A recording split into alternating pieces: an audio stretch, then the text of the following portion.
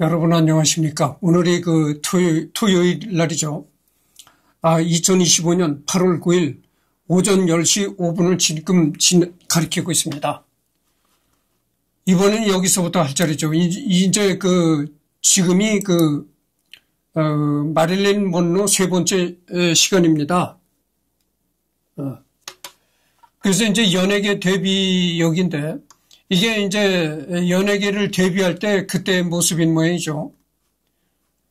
근데 여기 이 사진에 관한 얘기가 나옵니다. 근데 이 부분은 생략하겠어요. 내가 이 시간에 여러분들한테 얘기할 것이 있는데, 내가 아직도 사진을 찍는 사람이라고 이렇게 생각하고 있는 사람이 있나 봐요. 나는 사진과는 전혀 관계가 없습니다. 그렇다는 걸 이 시간에 또 한번, 여러분들한테 알리면서, 여기에 무슨 사진에 관한 얘기가 나와요. 그래서 이 부분은 내가 생략하도록 하겠습니다. 이때 많은 외형적 컨셉이 변경되는 이 시간에 이승열의 지구촌 인물 탐구 이 시간에 사진에 관한 얘기는 내가 일절 하고 싶질 않아요. 나는 사진과는 전혀 관계가 없는 사람이라 그렇습니다. 그래서 이 사진에 관한 얘기가 나오는데 이것은 넘어가기로 하겠습니다. 생략하기로 하겠습니다. 이때 많은 외형적 컨셉이 변경되는데 마릴린의 기존 헤어색은 태어날 땐 연한 금발이지만 청소년기를 지나면서 진한 갈색으로 변한 갈색모였다. 에이전시의 의견과 마릴린의 결정으로 헤어색을 금발로 염색하게 된다. 금발의 마릴린은 갈색모인 전의 모습보다 훨씬 튀었기에 컬러 변경은 대성공이었고, 근데 이 마릴린을 보면 말이죠. 마릴린 먼로를 보면은 아주 머리가 상당히 금발입니다. 완전히 아주 노란 금발인데 그렇지 않다는 겁니다. 노란 금발은 염색을 해서 그렇다는 거죠. 원래는 완전 노란 금발이 아니고 갈색을 띤 그런 머리였다는 거죠. 갈색, 브라운. 근데 완전 옐로우는 염색을 해서 그렇다는 겁니다.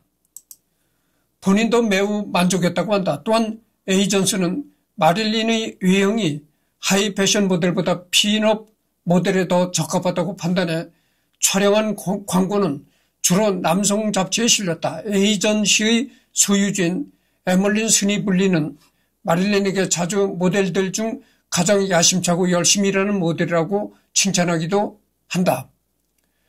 1946년 초까지 US 카메라, 파전트, 랩픽과 같은 유명 잡지인 표지 모델로 실리기도 했으며 이때 총 33개의 잡지에 실린다. 그래서 여러 잡지에 이제 표지 모델로도 마릴린 먼로가 실리는데 상당히 인기를 끌었다 이런 얘기입니다. 에멀린의 적극 추천으로 같은 해 6월 할리우드 스튜디오의 첫 스크린 테스트를 보게 되는 기회를 얻었다. 당시 여러 스튜디오들과 테스트를 봤는데 첫 영화사는 파라마운트 픽처스였지만 처음에 많이 긴장한 마릴린은 인터뷰를 실패한다. 그 후 20세기 폭스의 임원인 벤 라이언에게 스크린 테스트를 받았는데 긍정적인 반응을 얻어서 1946년 8월 6개월간의 계약을 맺게 된다. 그래서 할리우드 스튜디오 이런 데서 계약도 맺고 그랬네요. 이전부터 꿈이었던 배우로 활동하기 위해 최종적으로 20세기 폭스에서 6개월간의 수습 기간을 거치며 연기와 노래, 춤을 배우고 영화 제작 과정을 공부하는 조건으로 계약을 맺었다. 이 당시 수습생 기간으로 스튜디오에서 거의 돈을 받지 못해 다른 사설 잡지 모델로 활동하며 생활비를 벌어야 했다. 예명 마릴린 먼로. 첫 활동 시작으로 공식 예명을 짓는데 어머니 결혼 전 성인 몰로와 1920년에서 1930년대에 유명했던 브로드웨이 스타일인 마릴린 밀러의 이름을 결합해 짓게 된다. 또한 1946년 9월 연기 경력에 반대하는 남편이던 제임스와 이혼한다. 그러니까 이제 연예계 데뷔를 해가지고 이름까지 이제 그 예명을 짓게 된다 이거죠. 본명은 마릴린 먼로가 아닌데, 그렇잖아요. 우리나라도 대부분 연예인들은, 예명과 본명이 다릅니다. 그래서 이제 마릴린 먼로도 그랬다는 거죠. 1947년 재계약을 갱신하게 된 후 영화 위험한 해와 스쿠터 후 등의 단역으로 출연하여 스크린에 데뷔를 하게 된다. 또한 스튜디오에선 전문적인 체계를 가르치는 연기 스쿨이었던 아토스 레버터리 티어터, 이게 내가 지금 제대로 리딩을 했는지 모르겠습니다만은 단위계 연기 기본을 배우게 된다. 하지만 학교의 연기 선생님은 마릴린이 너무 수줍어하며 정서적으로 불안하다고 생각했고 북소사는 계약 만료 후 추가의 계약을 연장하지 않는다. 계약 해지 후 주로 뮤지컬 무대에서 춤추는 아주 작은 역할이나 잡지사의 모델링 활동을 하며 힘든 시기를 보내는데 이 힘든 시기는 배우가 되고자 하는 큰 결심을 갖게 했다고 한다. 연기를 계속 배우고 싶어서 사비로 연기 스쿨인 아토스 랩을 계속 다니게 된다. 글래머 프레페드라는 연극을 했었지만 적은 횟수의 공연 후 연극은 끝이 났다. 그 후 마릴린은 연기만큼이나 파티가 중요하다고 생각했고 인맥을 쌓기 위해 프로듀서 사무실을 자주 방문하거나 가십 칼럼니스트들과 친구가 됐으며 관행이기도 했던 스튜디오의 영향력 있는 남성 손님을 접대했다고도 한다. 또한 이 당시 유명 프로듀서였던 조지프 생크와 친구이자 연인 관계가 되었고 컬럼비아 픽처스의 간부 해리콘과 친분을 갖게 된다.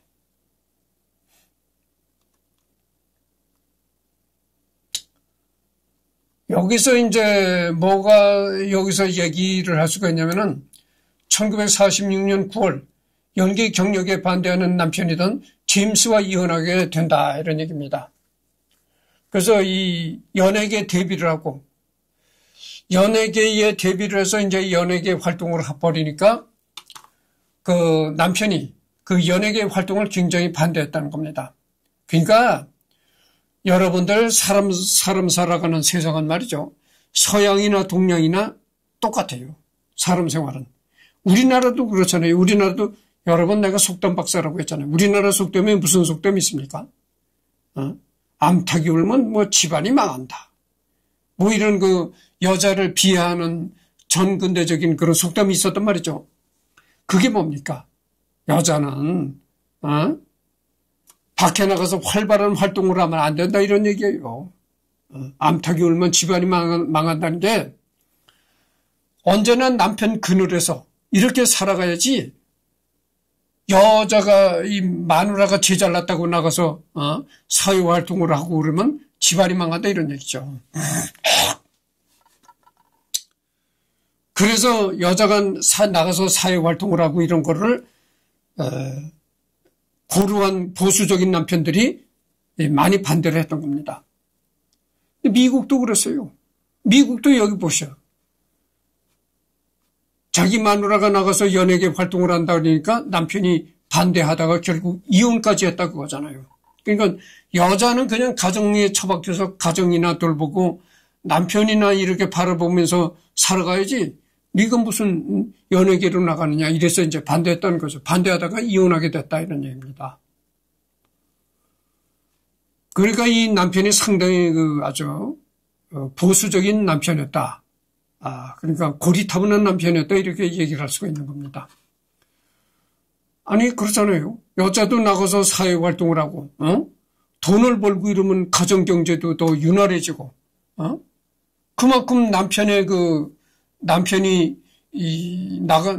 나가서 그 돈을 버느라 고생하는데 남편의 어깨가 가벼워질 것 아닙니까? 그리고 여자가 나가서 활동을 하고 돈을 벌고 이런 게 참 남편한테도 여러 가지로 도움이 될 수 있는데도 불구하고 이렇게 남편이 생각이 고리타분해가지고 그렇게 된 거죠. 또한 1955년까지 멘토이자 전담 연기 지도자로 함께할 나타샤 리테스와 일하며 연기 기본을 다진다. 1948년 콜럼비아 픽처스에서 영화를 촬영하게 되는데 저예산 뮤지컬 숙녀들이 합창으로 인생 첫 주연을 맡게 된다. 다른 영화의 주연을 위해 스크린 테스트를 받지만 콜럼비아와의 계약은 1948년 9월 해지된다. 그 후 잠시 모델 일을 하게 되는데 맥주사의 광고 모델로 활동했었고 존 바움카르트의 달력 촬영에선 예술적인 누드 모델로 포즈를 취하기도 했었다. 이전에 얼모른과 같은 다른 예술가들을 위해 누드 또는 비키니를 입고 포즈를 취한 적이 있어서 나체의 자연스러운 편안함을 느꼈다고 한다. 모델 일을 하던 중 유명 에이전시이던 윌리엄 모리스 에이전스와 계약을 맺게 되었고 에이전시 부사장인 조지 하이드와 깊은 파트너 관계가 된다. 아카데미 작품상 수상자인 이브의 모든 것과 루아느 정부의 아스팔트 정글을 포함한 여러 영화의 조연으로 출연해 배우로서의 자질을 인정받는다. 마릴린의 스크린 시간은 단 몇 분밖에 되지 않았지만 여러 비평가들에게 호평을 받았고 이후 모델 겸 배우에서 전문 배우로 효과적인 변화를 얻게 된다. 곧바로 20세기 폭스와 7년 장기 계약을 맺었는데 여담으로 많은 도움을 준 에이전스 부사장 조니 하이드는 계약 성공 불과 며칠 후에 심장마비로 사망해 마릴린은 크게 슬퍼했다고 한다.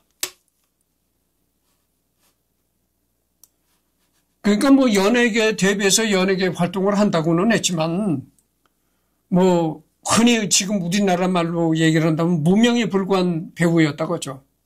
그래서 뭐 영화에 출연한다고 해봐야 그 뭐 몇 분 잠깐 얼굴이나 이제 내보이는 그런 그 아주 크게 조연에 불과했었다. 근데 그 이제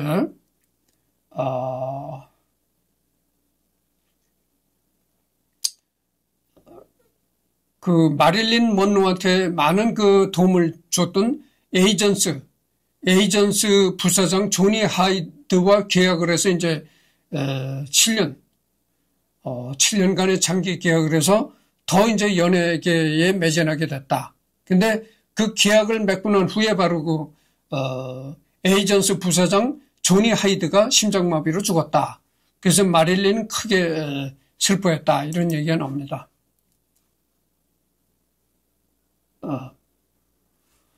1951년 적당히 성공한 폭스사의 코미디 영화 SE형 SUPL 러브 네스트, 러브 렛츠 메이크 잇 레갈에서 조연으로 출연하게 된다. 세 편의 영화 모두 일정하게 백치미 역으로 나왔지만 비평으로부터 뛰어난 코미디적 능력을 호평받는다. 관객들 사이에서도 인지도가 매우 높아졌는데 일주일에 수천 통의 팬 레터를 받았고 6.25 전쟁 당시 미군 장병들의 선호도 투표인 신문명 성조기에서 1위인 미스 치즈케이크로 선정됐으며 1952년 할리우드 외신기자협회는 마릴린을 최고의 신인 박스오피스 인물로 선정하기도 했다. 같은 해 3월 전에 촬영한 달력 누드 화보가 공개적으로 알려졌을 때 스캔들이 중심에 있게 된다. 대체로 당시 재정 상태가 파산했음을 강조하며 대인배답게 당당히 인정했다. 이 스캔들은 마릴린에 대한 관심을 많이 증가시켰고 인기 배우들을 제치고 최고의 주목을 받는 계기가 되었다. 내가 전번에도 얘기를 했지만 마릴린 먼로는 말이죠. 우리나라 6.25 전쟁 때 한국에 왔었어요. 한국에 와가지고 전선에 가서 미군 병사들 앞에서 위문 공연을 했던 적이 있습니다. 그래서 그 마릴린 먼로는 6.25 전쟁 때 한국에 왔던 그런 경험이 있다. 이런 말씀을 드립니다. 이미 찍은 세 편의 영화인 캐시 바이 나이트, 돈트 브라더 투 곤옥,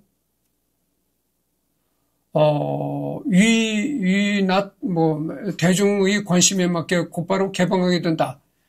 마릴린은 섹스 심볼적인 이 인기에서도 더 넓은 연기 스펙트럼을 보여주고 싶어 했는데 전국 연기 수업을 받기 시작했고 직접 선택을 하여 더 다양한 역할을 맡게 된다. 영화 클래시 바이 나이트에서는 생선 통조림 노동자 역을 연기했는데 배역 공부를 위해 생선 통조림 공장에 직접 가서 연기 공부를 했을 정도였다. 한편 다른 영화에서는 성적 매력을 강조하는 코미디 역할을 계속했었다. 가십 칼럼은 마릴린을 1952년 최고의 잇걸로 선정했다. 이 영화 클래시 바이 나이트에서 이제 생선 공장에 통조림을 만드는 그런 근로자로 나왔다는 거죠. 그래서 자기의 이제 실감나는 연기를 하기 위해서 영화 촬영을 하기 전에 실제로 통조림 공장에 가서 근로자로의 한번 경험을 쌓기도 했다는 거죠. 섹스 심볼. 그래서 뭐 내가 전번 시간에도 얘기했지만 또 좀 얘기가 길어지겠으니까 이제 또 내 얘기가 나옵니다. 내 개인적인 얘기가 나옵니다. 들어보십시오. 나보고 그래. 뭐 제보를 개 못 주네. 이렇게 또 얘기하는 사람이 있다네. 무슨 버릇? 나는 개 못 준다네. 나보고 개란데 개. 세상에 무슨 개가 이렇게 섹스 한 번 안 하고 사는 개가 있나요? 그렇잖아요? 아니, 내가 스님이라니까. 속수에 사는 스님이에요. 나는 여자 손목 한 번 잡아본 적 없고, 여자 껴안고 뜨거운 섹스 한 번 나눈 적이 없다. 속수에 사는 스님이잖아요. 내가 어렸을 때 점을 보니까 이 사람은 스님이 될 팔자요. 이렇게 말했다는 걸 내가 전번 시간에도 얘기했잖아요. 응? 여자를 한번 품어보지도 않고 이 독신으로 늙어가는 사람을 뭐 제보를 개 못 줘? 그러게 날 가지고 쓸데없는 얘기들을 자꾸 이 주둥아리를 돌려요. 내가 주둥아리라고 참 욕을 하고 싶어요. 그렇잖아요. 여러분들 내가 일평생 독신으로 사는 나를 보고 무슨 개라고 또 욕을 합니까? 말도 안 되는 얘기죠. 응? 그래서 왜 내가 이런 얘기를 했냐면 여기 섹스 심볼이 나오잖아요. 나는 섹스와는 전혀 관계가 없는 사람입니다. 섹스를 전혀 안 하는 사람이에요. 예전에 어느 기사에 이런 얘기가 나왔어요. 영국에 뭐 5살인지 이렇게 장수하는 할머니가 있어. 응? 그래서 그 할머니한테 기자들이 가서 장수 비결이 뭐냐 이렇게 물어보니까 그 할머니 대답이 참 이런 대답이 나왔어요. 내가 장수한 비결은 나는 평생 독신을 늙었다. 독신을 늙어서 105살이 됐다는 거요. 내가 이 나이는 틀리게 얘기를 할 수도 있어요. 하여튼 100살이 넘은 그 장수하는 노인이었는데 기자들이 가서 장수 비결이 뭐냐고 물으니까 나는 평생 독신으로 살은 여자다. 그래서 섹스를 하지 않았다. 섹스를 하지 않는 것이 나의 장수 비결이다. 이렇게 얘기했던 여자가 있어요. 영국 여자가. 그게 뭐 의학적으로 맞는 얘기는 아니지만 어쨌든 간에 내가 왜 이런 얘기를 하냐면 섹스 심볼이라는 이 얘기가 나오기 때문에 이런 얘기를 꺼낸 겁니다. 섹스 심볼이 뭡니까? 남성들이 특히 미국 남성들 뭐 동양의 남성들도 그렇겠지만 미국 남성들이 섹스를 밝히는 남성일수록 이 마릴린 먼로를 아주 섹시하다고 본다는 거예요. 야, 저 여자와 하룻밤 정말 뜨거운 사랑을 나눠봤으면 이렇게 남성들이 갈구한다는 거죠. 근데 그거는 내 얘기가 아니다고요. 이 보통 세상의 남성들을 얘기를 한 거지 나는 섹스에 욕망도 없고 섹스를 하고 싶은 욕망도 없고 그렇습니다. 그래서 이 시간에 내가 분명히 또 얘기를 하는데 한간에는 뭐 내가 나이에 비해서 굉장히 젊어 보이잖아요. 그래서 이렇게 젊어 보이고 이 젊어 보이는 게 얼굴만 나이가 안 들어 보이는 것이 아니고 우선은 젊어 보이려면은 건강해야 돼요. 그렇잖아요. 내가 허리 딱 구부리고 지팡이를 짚고 다니면 누가 나보고 젊다고 하겠어요. 그러나 그게 아니거든. 아주 나가서 활발하게 아주 근로자니까 말이야. 몸을 아주 활딱하게 놀리면서 일을 하고 전혀 저 사람 일하는 거 보면 나이 든 사람 같지 않거든. 젊은 사람과 똑같이 일을 한다고요. 그러니까 그래서도 이제 나이를 안 보는 거죠. 그러니까 나이가 안 들어 보이려면은 얼굴도 나이가 안 들어 보여야 되겠지만 우선 건강해야 된다. 건강이 뒷받침이 된다 이거죠. 그래서 여러분들 내가 이 시간에 하고 싶은 건 얘기했는데 여러분들 절대 이 수염을 기르지 마십시오. 나는 이 면도를 수시로 합니다. 이 수염을 면도를 안 해가지고 수염을 톱스룩하게 길러가지고 다니잖아요. 이 수염을 톱스룩하게 길러가지고 다니면 상당히 나이가 많이 들어 보입니다. 생각해보죠. 젊은 사람들이 이렇게 이 수염을 기르고 다니면요. 늙어 보여요. 나이 들어 보여요. 그렇다는 걸 말씀드립니다. 그래서 나와는 전혀 관계가 없는 얘기다. 이런 얘기를 먼저 하면서 이제 리딩에 들어가도록 하겠습니다. 이게 이제 1953년에 어떤 매체와에서 인터뷰하는 장면입니다. 1953년은 마릴린이 배우로서의 커리어의 가장 중요한 해임이 분명하다. 작년엔 큰 주목을 받은 라이징 스타라면 올해는 세계적인 톱스타가 된 해이기 때문이다. 1953년 출연 영화는 총 3편으로 첫 개봉작은 느와르 장르의 나이아가라로 남편을 죽이려는 판무 파탈 배역을 연기했다. 내가 이렇게 젊어 보인다고 했잖아요. 내가 또 여러분들한테 하고 싶은 얘기가 있는데 들어보시죠. 나는 병원을 자주 갑니다. 병원을 자주 가니까 또 누가 그래. 야, 이승열이가 뭐 죽을 병이 걸렸나. 골병 들었다.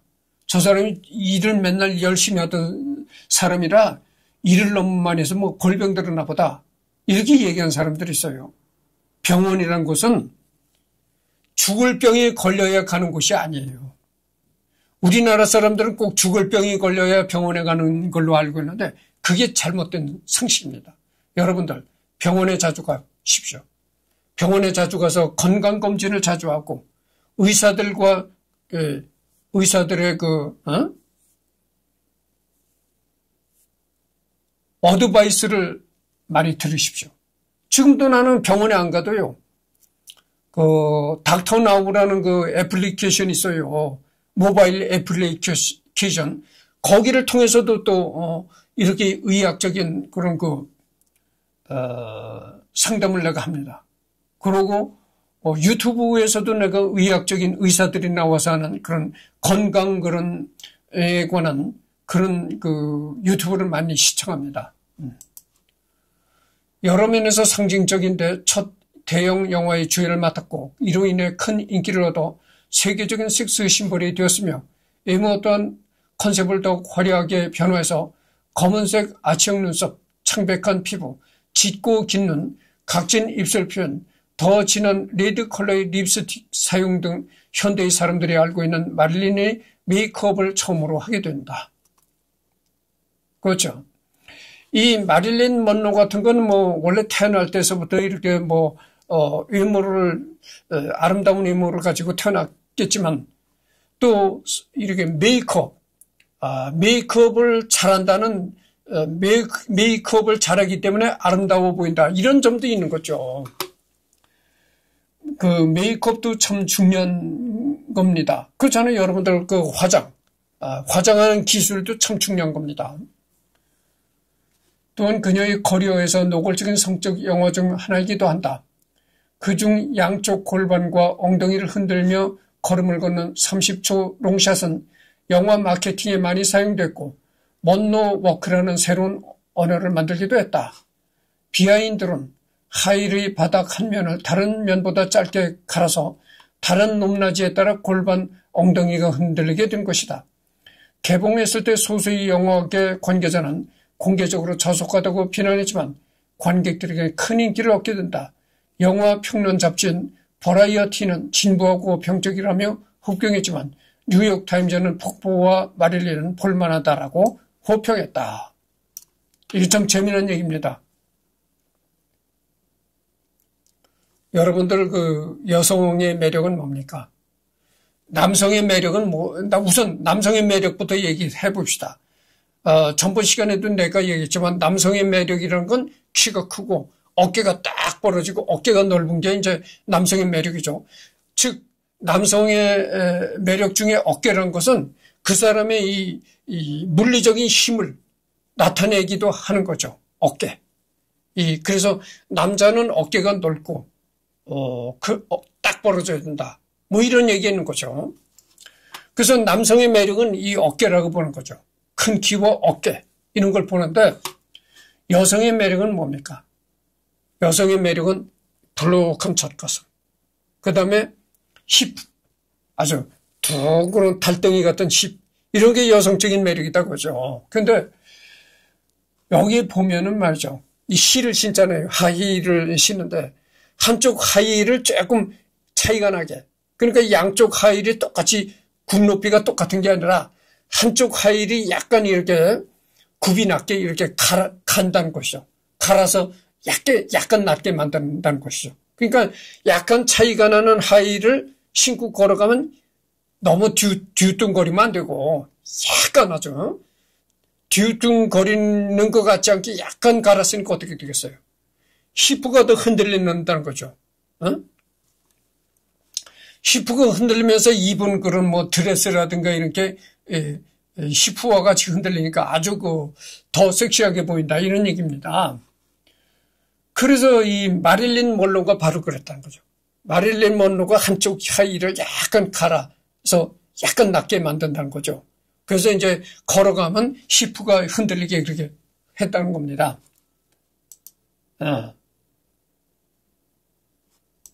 여기서도 내가 여러분들한테 또 한 번 얘기를 합니다. 나와는 전혀 상관이 없는 얘기입니다. 분명히 여러분들한테 또 공표합니다.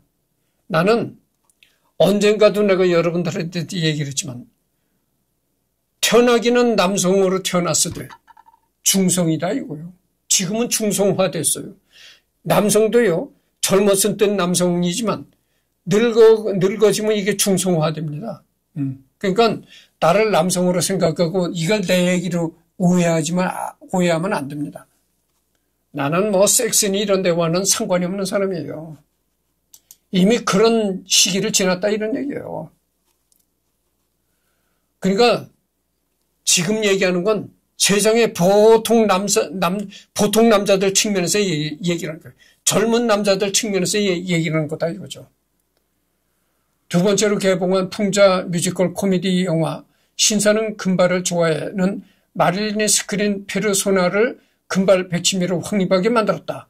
배우 제인 러셀과 공동 주연으로 두 명의 다른 욕구 지향적 쇼골에 초점을 맞추는데 마릴린 배역의 로렐라이는 물질, 제인 배역의 도로시는 외모를 중시, 서로 다른 욕구를 원하지만 결론은 하나의 우정이 중요하다는 의미 있는 내용이다. 흥행 또한 뛰어나서 몇 년간 그녀의 경력 중 가장 크게 상업적으로 흥행한 영화가 된다. 또 영화 속 뮤지컬 넘버인 다이아몬드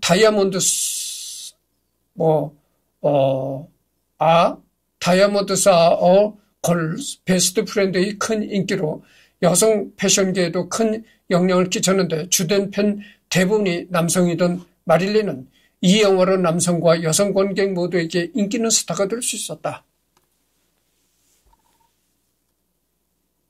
베스트 프렌드, 나의 최고의 친구, 다이아몬드 걸, 이런 건데.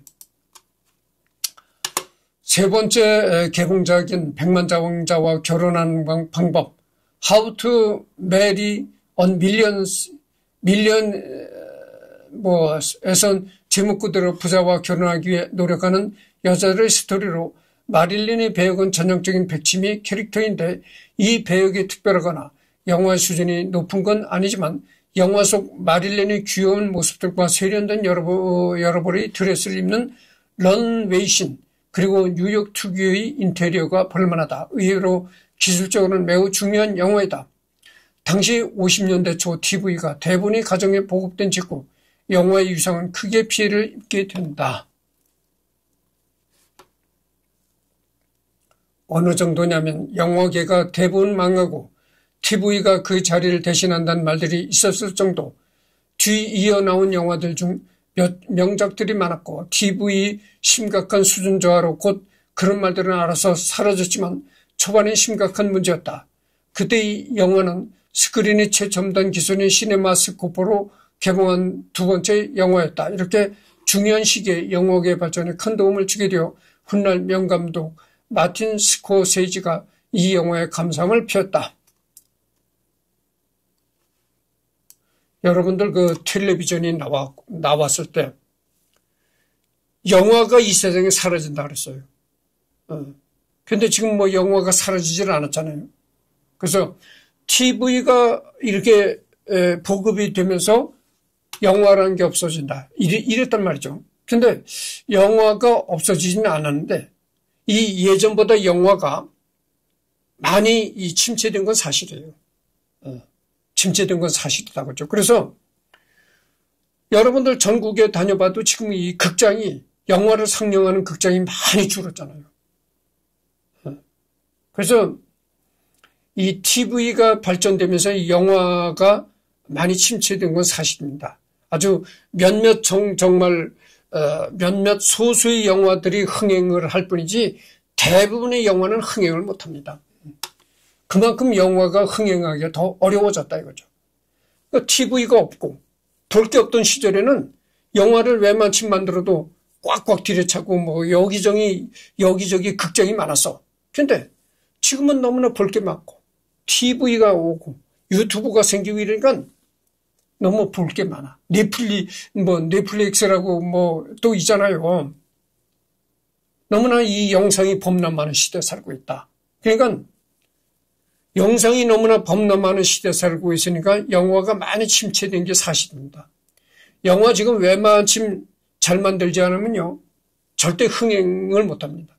아니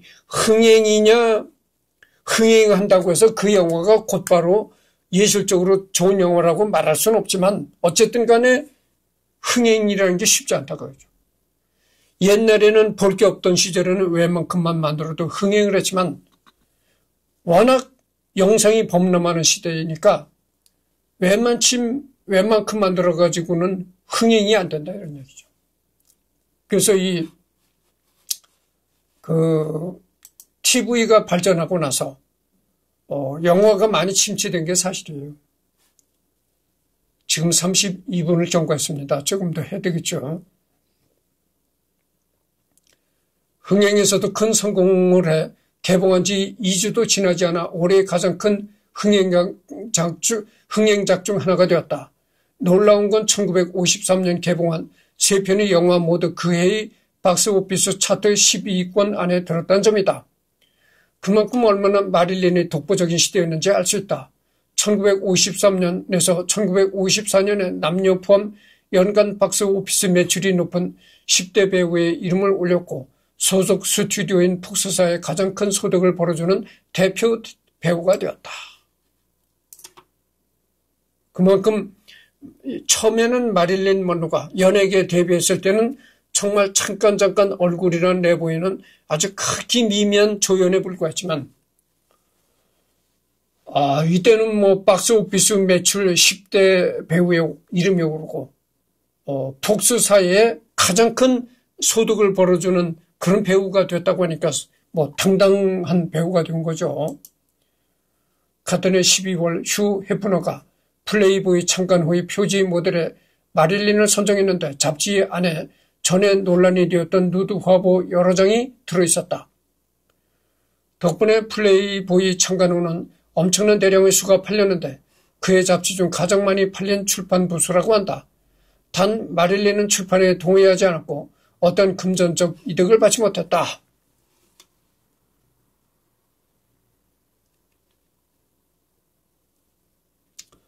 폭스사의 가장 큰 스타가 되었지만 웃기게도 그에 걸맞는 계약으로 변경되지 않았다. 신인 시절 받던 조건들은 스타가 된 후에도 그대로 유지했다는 듯.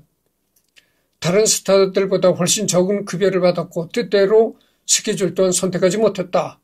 스튜디오는 마릴린에게 걸맞는 대우를 전혀 하지 않았는데 또한 핀업이나 성적인 배역에 출연하지 않으려는 마릴린의 의지를 매우 싫어했으며 영화사의 간부인 데릴 F. 잔혹은 개인적으로 항상 마릴린을 무시했다고 한다. 결국 폭스사는 이혼을 극대화하기 위해 엔터 장르에만 집중하기로 결정해서 엔터 외의 영화들을 모두 취소시킨다.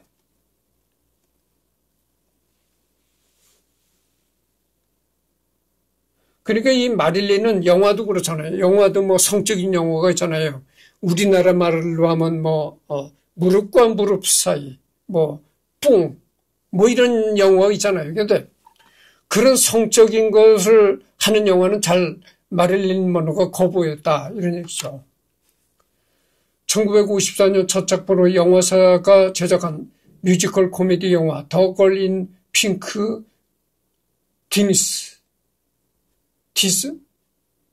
팅스를 촬영하기 거부하자 폭스는 마릴린을 정직 처리했다. 이 소식은 일면 뉴스였고 폭스의 과격한 부정적인 홍보에 대응하기 위해 유명 변호사 수십 명과 친한 칼럼니스트들의 도움을 받아 조치를 취한다. 곧 전 야구선수 조 디마지오와 1954년 1월 14일 두 번째 결혼을 하게 되는데 이 결혼식은 샌프란시스코 시청에서 진행해 수천 명의 관중들이 모여들어 큰 화제가 되었다. 그래서 첫 번째 남편과 이제 이혼을 했다고 했잖아요. 그래서 이제 또 남자가 생겨서 이제 두 번째 결혼을 하게 되는데 그 남편이 누구였냐면은 야구 선수 전 야구 선수 조 디마지오라는 남자와 두 번째 결혼을 하게 된다 이거죠. 근데 이때는 이미 그 마릴린 먼로가 아주 유명 배우가 된 시기였기 때문에 엄청난 관중들이 몰려들었었다는 거죠. 그 샌프란시스코 시청에서 결혼했는데 그 수천 명의 관중들이 이 결혼식에 모여들어서 아주 성황을 이루었다 이런 얘기입니다. 그 후 신혼여행으로 일본을 가는데 당시 한국전쟁 때문에 한국에 주둔하던 미군들을 위해 마릴린은 홀로 2월 16일 서울 여의도 비행장을 통해 입국하여 4일 동안 인제, 동두천, 대구 등 미군 기지가 있는 여러 도시 등을 순회하며 10만 명에 가까운 미군 앞에서 자신의 영화에 나왔던 노래들을 부르며 위문 공연을 하게 된다. 이 소식은 미국인들에게 엄청난 환호와 지지를 받으며 본국으로 돌아온 후 마릴린의 이미지는 매우 호감이 된 계기가 되었다. 원래는 그 그러니까 신혼여행으로 일본에 왔다가 그랬다가 한국에 와서 이제 그 위문 공연을 했네요. 그래서 신혼여행으로 일본에 왔다가 이제 그 비행기를 타고 서울 여의도 비행장에 내렸다. 그때는 그 비행장이 여의도에 비행장이 있었으니까.